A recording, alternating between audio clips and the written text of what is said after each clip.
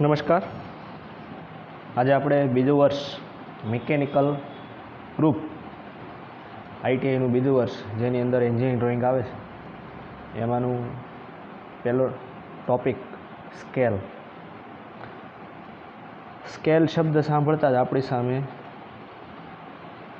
Wooden કે plastic કે પછી સ્ટીલ રૂલ શબ્દ આવે, પરંતુ એન્જિનિયરિંગની અંદર આ સ્કેલ શબ્દ છે બહુ મહત્ત્વનો અને આ વ્યવહારની અંદર પણ એનો ઉપયોગ આપણે કરીએ છીએ. કદાચ આપણે ભણતા હતા એ સમયે જે નકશાઓ આપણી સોશિયલ સાયન્સની અંદર જે મેપ આવતા હતા નકશા, તો એની અંદર પણ નીચે 1 જેમ અથવા તો એક કાળી લીટી અને આ રીતે લાઈન 0 1 2 3 અને ઉપર આ રીતે 0 1 2. ગૂગલ મેપ કદાચ આપણે ફોનની અંદર ખોલતા હશું તો એની અંદર પણ નીચે આ ટાઈપની લાઈન આવે છે. તમે જેમ 2 આંગળીથી સ્ક્રોલ કરશો તો એકદમ એની વિડ્થ વધારશો તો એ સમયે પણ આ નીચેનો જે આ રેખા ઉપર જે લાઈન છે આવી રીતના સ્કેલ છે એ ચેન્જ થશે. તો સ્કેલ એટલે શું? સ્કેલ એટલે પ્રમાણમાં, ગુજરાતીમાં આપણે પ્રમાણ કે એકબીજાનું જ્યારે પ્રમાણ રેશિયો આપણે કરીએ તો એ સમયે સ્કેલની આવશ્યકતા હોય છે. તમારી સામે નજર સમક્ષ કોઈ પણ અત્યારે લાઈવ ઉદાહરણ ગાડી હોય કે પછી કોઈ વસ્તુ પડી હોય, ખુરશી પડી હોય, ટેબલ હોય, તો એ વસ્તુ છે અને એ વસ્તુનો જ્યારે ફોટોગ્રાફ્સ તમારા મોબાઈલમાં લેવામાં આવે તો એ મોબાઈલની ડિસ્પ્લે છે એ કદાચ વધીને 9 બાય 9 ઇંચનો એટલે રેક્ટેંગલમાં એનું જે ડાયાગોનલ કર્ણનું માપ છે એ 9 ઇંચનો મોબાઈલ હોય તો ખુરશીની રિયલ હાઇટ જે છે એ કદાચ 3.5 ફીટ હશે, પણ તમારા મોબાઈલની અંદર એ કેપ્ચર થઈ જશે. એમ વ્યક્તિનું માપ, વ્યક્તિનો જ્યારે ફોટો તમે લેતા હો તો એ સમયે વ્યક્તિની હાઇટ કદાચ 6 ફૂટ આજુબાજુ છે, પણ તમારા 6 ઇંચના મોબાઈલની અંદર એ આવી જશે. તો એ બંને વચ્ચેનો જે સંબંધ એ કોણ દર્શાવે છે? તો એ સ્કેલ છે અને એ સ્કેલ એ આજે આપણે સ્ટડી કરવાના છીએ. તો ફૂલ સ્કેલ જોઈએ આપણે. ફૂલ એટલે પૂર્ણ, સંપૂર્ણ. એટલે જ્યારે રિયલ એટલે વસ્તુ જે છે એની જ માપ લઈ અને ડ્રોઈંગમાં જ્યારે દોરવામાં આવે તો એ સમયે એને ફૂલ સ્કેલ કહેવાય. અહીંયા આકૃતિમાં આપણે જોઈએ છીએ તો અહીંયા 60 mm લખેલું છે. તો આ જે આકૃતિ છે તો એ ફૂલ સ્કેલથી દોરેલી છે, એટલે કે વસ્તુ રિયલ 60 mm છે અને 60 ની 60 mmની આપણે લંબાઈ ડ્રોઈંગમાં દોરવાની છે, મેઝરમેન્ટ. તો આની અંદર ફૂલ સ્કેલની અંદર બધા માપ જે છે એ 1:1. એટલે અહીંયા જે આગળનો આંકડો જે છે એ ડ્રોઈંગનું માપ બતાવે છે અને પાછળનો જે ડિજિટ છે એ એકચ્યુઅલ રિયલમાં જે માપ છે એ બતાવે. એટલે અહીંયા 1 અને 1 એટલે અહીંયા 1 ફૂટ જો લંબાઈ ધરાવતી વસ્તુ હોય તો ડ્રોઈંગ પણ 1 ફૂટનું જ દોરવાનું. એટલે આ જે છે એ ફૂલ સ્કેલ છે. ત્યાર પછી જોઈએ તો રિડક્શન સ્કેલ. રિડ્યુસ ઘટાડવું. એટલે જ્યારે વસ્તુ મોટી છે ત્યારે એને નાની ડ્રોઈંગ દોરવાનું થઈ નાનું. પૃથ્વી આખી નકશો જે છે 40,000 કિલોમીટરની એવરેજ છે ડાયામીટર, પેરીફરી. ડાયામીટર તો એનો 12,000 કિલોમીટર જેવો છે, પણ પૃથ્વીનો ઓલ ઓવર પેરીફરી જે છે એવરેજ એ 40,000 કિલોમીટર છે.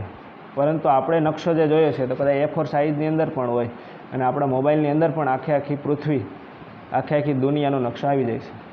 તો એ સમયે વસ્તુ રિયલ 40,000 કિલોમીટર છે અને એને 40 સેન્ટીમીટરમાં સમાવવાની છે.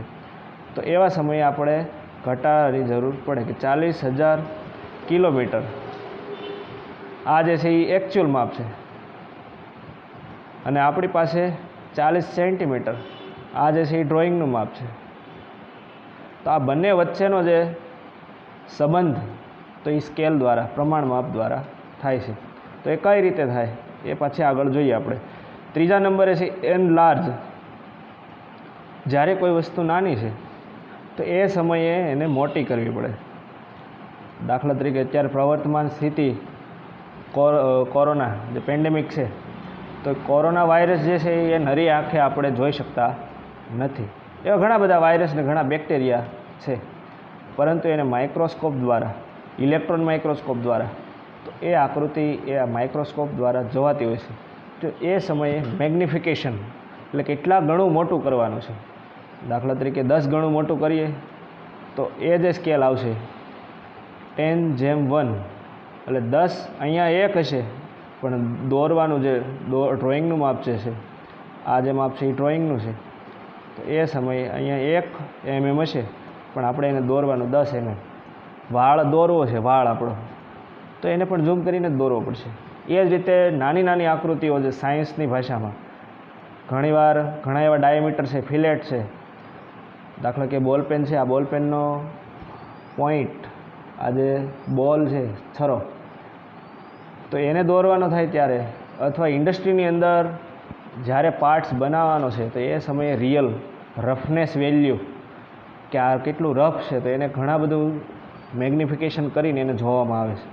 એ રીતે મેટલના સ્ટ્રક્ચર, કોઈ પણ ધાતુ છે તો એ ધાતુનું સ્ટ્રક્ચર એનાલિસિસ કરવું હોય તો એ માઇક્રોસ્કોપ દ્વારા અને એની આકૃતિઓ એ એન્જિનિયરિંગ મટીરિયલની અંદર એનો અભ્યાસ કરવામાં આવે છે. એટલે આ રીતે એનલાર્જ સ્કેલ છે એ માઇક્રોસ્કોપિક, જનરલી નાની નાની આકૃતિઓ, એનાલિસિસ વર્ક, જ્યાં વિશ્લેષણ, સંશોધન કરવાનું છે, તો એવા સમયે એ આકૃતિઓ એ એનલાર્જ સ્કેલ દોરીને કરવામાં આવે છે. એટલે આ ટાઈપ મુખ્યત્વે 3 પ્રકારના જે સ્કેલના પ્રકાર છે. આપણી પાસે ફૂટપટ્ટીની અંદર ઇંચ અને સેન્ટીમીટર એ સામસામે છે, જે બાળ મંદિરથી લઈ અને અત્યાર સુધી જે સ્ટડી કરીએ તો એની અંદર પણ એ સ્કેલ છે, પણ એ ફૂલ સ્કેલ છે, એટલે વસ્તુ રિયલ છે. પરંતુ પર્ટિક્યુલર ડ્રાફ્ટમેન જ્યારે ડ્રાફ્ટિંગ કરવાનું હોય તો એ સમયે સ્કેલનો જે અભ્યાસ છે આપણી પાસે હોવો જોઈએ. એટલે કંપનીની અંદર જ્યારે ઓર્ડર થાય તો એ સમયે કંપનીનું જે ડ્રોઈંગ આવે છે તો એ ડ્રોઈંગની અંદર સ્કેલ છે એ મુખ્યત્વે દર્શાવેલો હોય છે. એટલે એ સ્કેલ બનાવવો અથવા સ્કેલ સમજવો એ આપણા માટે અતિ મહત્ત્વની વાત છે.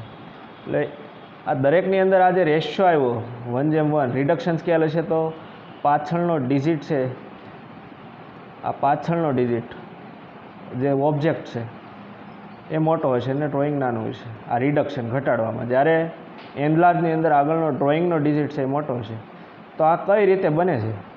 તો એ બનાવવા માટેનો જે રેશિયો છે એ RF, રિપ્રેઝન્ટેટિવ ફ્રેક્શન. R એટલે રિપ્રેઝન્ટેટિવ ફ્રેક્શન, RF. તો એની જે સૂત્ર છે, ફોર્મ્યુલા, કે ઉપર જે છે એ ડ્રોઈંગનું માપ, size of component in drawing, એટલે ડ્રોઈંગની અંદર વસ્તુનું માપ જે છે, ડ્રોઈંગનું વસ્તુનું માપ અથવા ડ્રોઈંગનું વસ્તુ માપ, નીચે જે છે એ વાસ્તવિક, એકચ્યુઅલ, જે વાસ્તવિક જે વસ્તુ છે એ વસ્તુનું માપ. એટલે પૃથ્વીનું આપણે ઉદાહરણ લીધું કે 40,000 કિલોમીટર છે, તો એ નીચે આવશે 40,000 કિલોમીટર, અને ઉપર જે છે ડ્રોઈંગનું માપ એટલે 40 સેન્ટીમીટર છે, તો અહીંયા 40 સેન્ટીમીટર આવશે. તો આ બંનેના યુનિટ છે એ સેમ થવા જોઈએ. સેન્ટીમીટરને કિલોમીટરમાં ચેન્જ કરો અથવા કિલોમીટરને સેન્ટીમીટરમાં ચેન્જ કરો. જોઈએ 40/40,000 કિલોમીટર. સેન્ટીમીટર, કિલોમીટરને મીટરમાં ફેરવીએ તો 1,000 મીટર. એ મીટરને પાસે સેન્ટીમીટરમાં ફેરવીએ તો 1 મીટર બરાબર 100 સેન્ટીમીટર, એટલે 100 સેન્ટીમીટર. એટલે આ રીતે 40 સેન્ટીમીટર ડિવાઈડ બાય 40,000 જે આપણે કિલોમીટર હતા એને મીટરમાં કન્વર્ટ કર્યા 1000 વડે, એને આપણે 100 વડે સેન્ટીમીટરમાં કન્વર્ટ કર્યા. ત્યાર પછીનું આપણે 0 કેન્સલ કરીએ, 4 × 4, એટલે 1/, 1, 2, 3, 4, 5, 6, 7, 8, 4, 5, 6, 7 અને 8. એટલે આ જે RF આપણને મળ્યો 1 એકમ, દશક, 100, 1000, 10,000, લાખ, 10 લાખ, કરોડ, 10 કરોડ. એટલે 1:10 કરોડ. એટલે જ્યારે 10 કરોડ સેન્ટીમીટર હોય ત્યારે અહીંયા દોરવાનું જે થાય એ આપણે 1 સેન્ટીમીટર થાય. એટલે આ આપણે પૃથ્વીનો નકશો જ્યારે દોરવો હોય રિયલ, તો એ સમયનો આપણે એક આરએફ, એટલે અહીંયાનો જે આરએફ છે એ 1/10 કરોડ. આ આરએફ જે આપણને મળ્યો, એટલે આરએફનું જે ફોર્મ્યુલા છે કે વસ્તુનું ડ્રોઈંગનું માપ છેદમાં વાસ્તવિક માપ. એટલે જ્યારે પણ પરીક્ષાની અંદર સવાલ પૂછાય construct an simple scale with measurement 6.7, અથવા તો એમ કે 10 મીટર માપી શકે તેવી કેપેસિટીના 1/20 આરએફ ધરાવતા સ્કેલનું રચના કરો. એટલે આવા કોઈ પણ સવાલ હોય તો એ સવાલ આપણે એમાં દોરવાનો. એટલે એના સ્કેલના પ્રકાર દોરવાની દ્રષ્ટિએ જોઈએ તો એમાં પહેલું છે સિમ્પલ સ્કેલ. સિમ્પલ સ્કેલ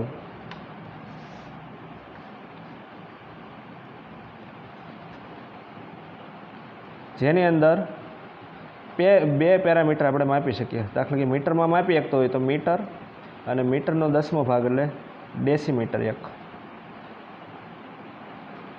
એટલે અહીંયા જે ભાગ પડે તો એ મીટરમાં માપી શકે, અને આ જે ભાગ પડે આના 10 ભાગ પાડી દઈએ આપણે તો એ ડેસીમીટરમાં પડે. એવી રીતે ઇંચમાં હોય તો 12 ઇંચ, અને યાર્ડ એટલે 3 ફૂટનું જે યાર્ડ છે વાર આપણું, એ રીતે. ત્યાર પછી ડાયાગોનલ સ્કેલ. ડાયાગોનલ સ્કેલ તો એની અંદર 3 રાશિ આપણે માપી શકીએ, 3 ભાગ કે મીટર, ડેસીમીટર અને સેન્ટીમીટર. તો મીટરનો 10મો ભાગ એટલે ડેસીમીટર, 100મો ભાગ એટલે સેન્ટીમીટર.